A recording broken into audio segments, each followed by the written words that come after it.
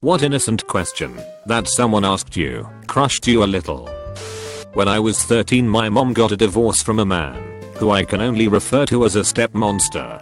I worked all summer to save up money since we didn't have a lot, and I was worried we wouldn't have enough to pay the bills.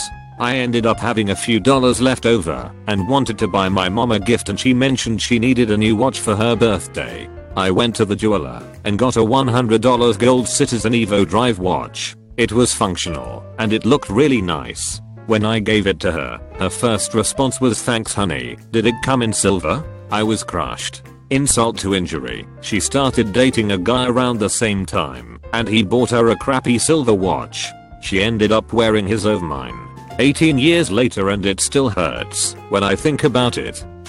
Rough night last night. Usually asked with a big smile. I was asked that all the time when I was younger because I had a really obvious tremor.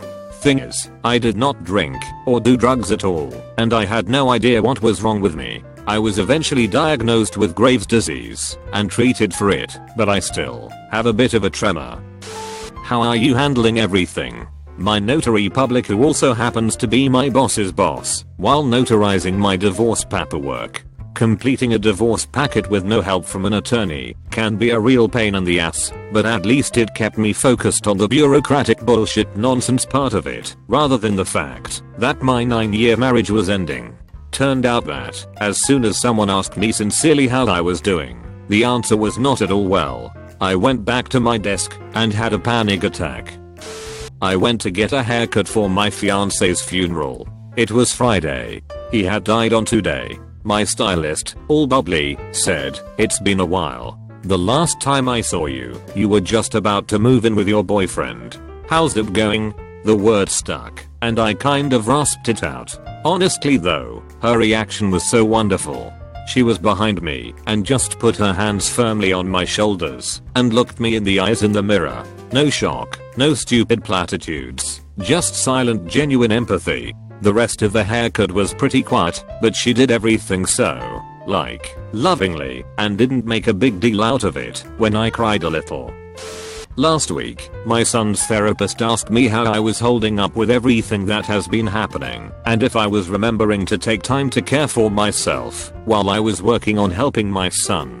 I imagine she was thinking I would just give her my usual, "Oh, I'm plugging along" response. Instead, I broke down and started sobbing and word vomited how bad shit is and how hard a time I'm having. And what a selfish piece of shit I feel like for having the audacity to feel so bad when my son is having such a hard time. Not my best moment. Specialist appointment, and they did the normal thing of checking contact details. They asked if the contact number and details for my wife were still correct. I started crying. My wife passed away this time 12 months ago. Surprising how much one simple question asked in total innocence can bring you to your knees. I always wanted to study psychology in college, but my overbearing mother wouldn't have that, so I studied chemistry. In my last semester I took an abnormal psychology class just for fun, and I crushed it, ending with a 99% average. After the final, my professor took me outside the classroom and said, "Why didn't you major in psychology? You would have made a great psychologist." That really crushed my soul. I think about that day a lot. My recently divorced ex and I worked at the same place. Divorce was not my idea, but he'd found someone new, and I was heartbroken. He ended up quitting at her insistence. 6 months after the divorce was final, a coworker asked how ex-husband was doing, hadn't seen him since he quit, yada yada. Behind my back another coworker was trying to wave first coworker off. Spent the rest of the shift crying on and off. Apparently coworker #1 was oblivious and didn't know we'd divorced, just thought ex had quit. I could never imagine getting cancer at such a young age. How are you this strong / brave / do you stay so positive? I've stopped counting the amount of people, especially working at the hospital, I'd expect a bit more sensitivity from them, that have asked me that. Yes, I'm mid-20s, but it's not a choice that I'm staying strong. It's fucking survival. Every time someone asks me that, it feels like getting punched. I work at a pretty boring convenience store, and my neighbor down the street, young maybe 12 to 13-year-old kid, was there. Good kid, usually hangs out there and talks to me. One day I was drawing cartoons for him by his request, and he said, wow, you're really good at making cartoons. Why don't you just quit this job and become an animator or make comic books? Really bummed me out cause when I was his age that's all I wanted to do, but never was financially ever given even the slightest opportunity to go to school for something like that, and I'll never have the motivation for stuff like that, working 50+ hour weeks in retail hell just to barely make ends meet. Plus I remember being his age and thinking people could still do whatever they want when they grow up. My loving girlfriend, I know backdoor brag, and I were watching a show that opens with a stoner dude playing video games. When his hard-working girlfriend pull up outside, he scrambles to pretend like he wasn't being a lazy slob. My girlfriend off-handled says, oh man, just like us. About a year ago I had been out of work for 6 months while she had a steady job. For the record, I didn't get stoned and play video games. I was constantly applying for jobs and dealing with emotional fallout of having a dozen job interviews that fell through for various reasons. It was just an innocent comment about the girlfriend getting home. But like, damn.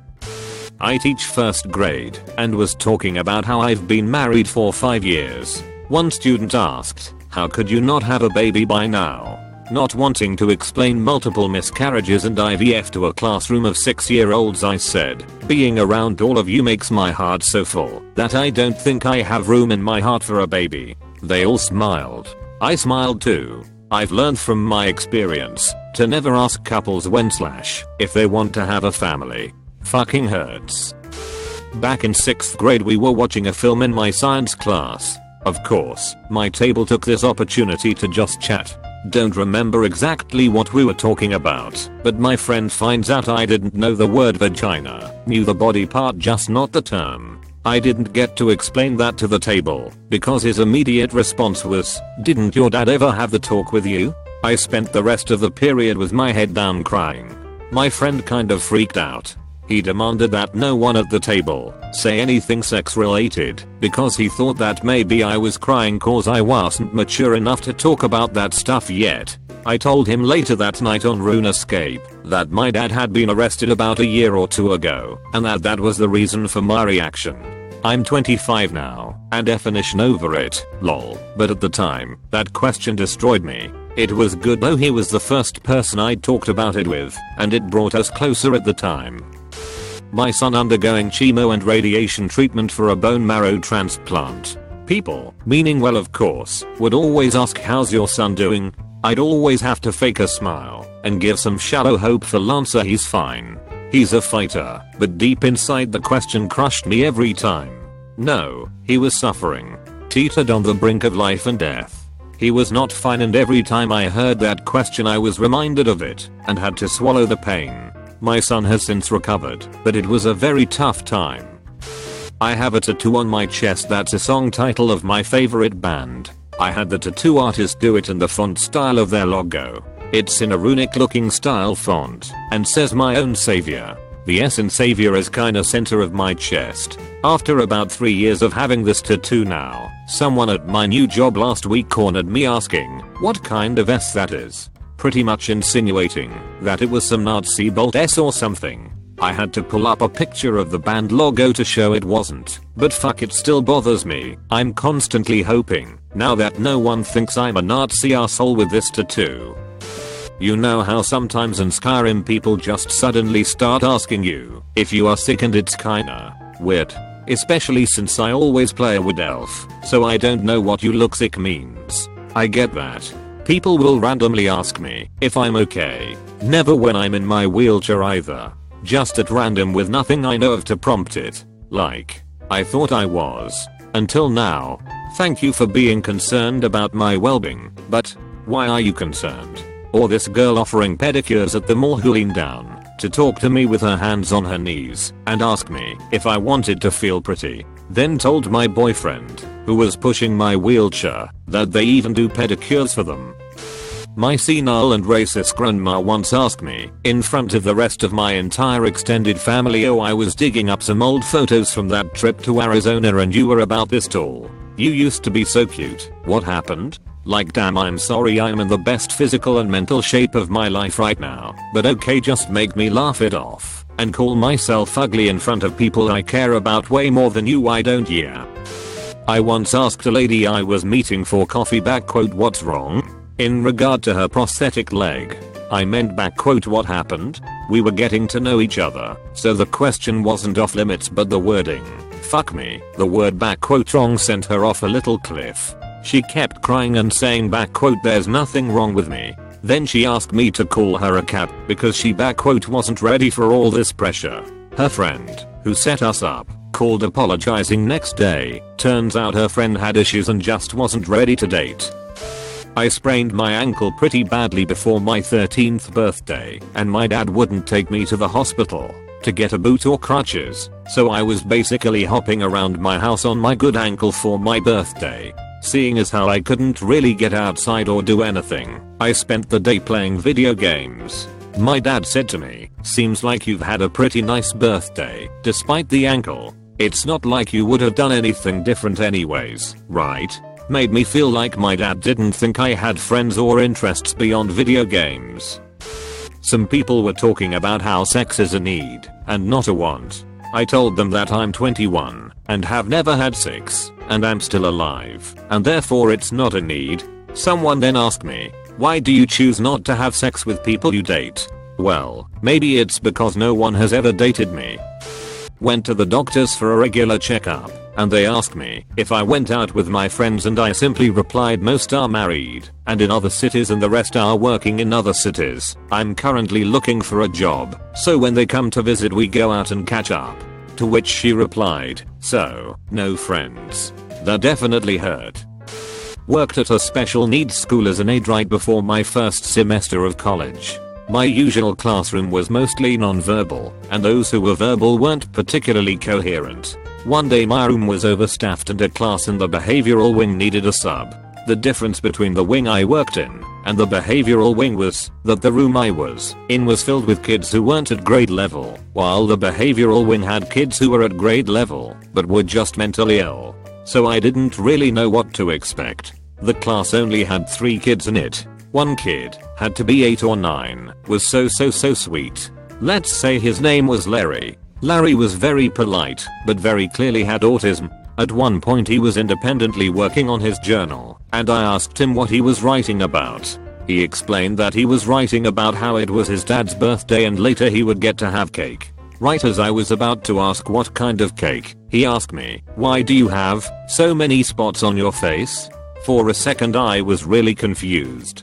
Then I sort of dejectedly laughed and said I have acne. Of course he asked why, and I told him it was because I had a skin condition, which I do, but I didn't think that was something that was going to be brought up at work, lol. I know he was genuinely curious, and he didn't mean to offend me, but it was kind of like a punch in the face. I was reminded that I look like this every day, and while maybe no one really says anything about my appearance, they definitely think about it. Larry was a good kid, though. I hope he's doing okay. So why did you decide to take year off school right now? I am a pre-med student only halfway though undergrad, so I get that it's a weird time to take time off school. But I don't think my new coworkers realize how personal of a question that is. I can't tell them it's because I was hospitalized for 2 weeks after trying to kill myself, jumped right back in to school the next semester, and then failed that miserably before realizing that I need to at least take a year off. So I say, just really felt like I needed a break. Back when I had zero confidence in my artistic capabilities, me and my friend, Hoss, also an artist, were drawing something for a little kid we were watching. Once we got finished and we showed the little girl our pictures of the thing she requested, the little girl turns to me and goes, "If you both are drawers, why is she, my friend, so much better than you?" She was just a kid, so I didn't blame her too much. It hurt quite a bit though, because I had to practice a ton to get to where I was back then, and my friend always had a natural talent for it. I've since gotten much better, but that moment still kind of hurts when I think about it. I'm in middle school now, but when I was in elementary we had these things where your dad or a male figure in your life would go to the cafeteria in the morning and have donuts. My dad left when I was born, and so did my brothers. So I went with my uncle. Once he couldn't do it, and one kid asked me later, did your dad not show up or something? He didn't know it was my uncle, and he was a nice kid, but it still hurt. Truth is, I don't care for him because he left me and my mom, and I'm okay with that. My mom has a boyfriend now, and he is super cool. That's my story. Just happened recently actually. A few years ago I had a pretty awesome life. I was married. My husband and I were trying to have kids, and when I needed a car we just got me and Sub in anticipation for needing it for kids. He had 2, and we planned to have 3. Well, things didn't work out, and he ended up dying from drinking himself to death in January, and between that and 2 miscarriages, an ectopic and an IVF cycle that failed, I'm slowly coming to the realization that I'll never be a mother. It's painful to say the least. The kid I nanny for was sitting in my car and we were discussing his day when he says, "Nanny, why do you have such a big car when it's on Lagu?" I wanted to cry right there on the spot. It just really stung. But instead I told him it was because I knew I would be watching him and I needed a car big enough for him, which seemed to placate him, and he then started discussing Batman with me. Me talking about my daughter and proudly showing pics to a coworker. Coworker, she's so cute. I bet your mom just loves her and being her grandmother, doesn't she? Little girls are the best. Me, oh yes she did. I lost my mom 5 years ago to a heroin overdose, the most traumatic thing I've ever experienced. Questions about her, especially when it comes to my daughter. My mom only knew baby girl for 3 weeks before she passed. A friend looked at me and said, "I know we've talked about it before, but how did you break your nose?" "I've never broken my nose, this is just how it looks."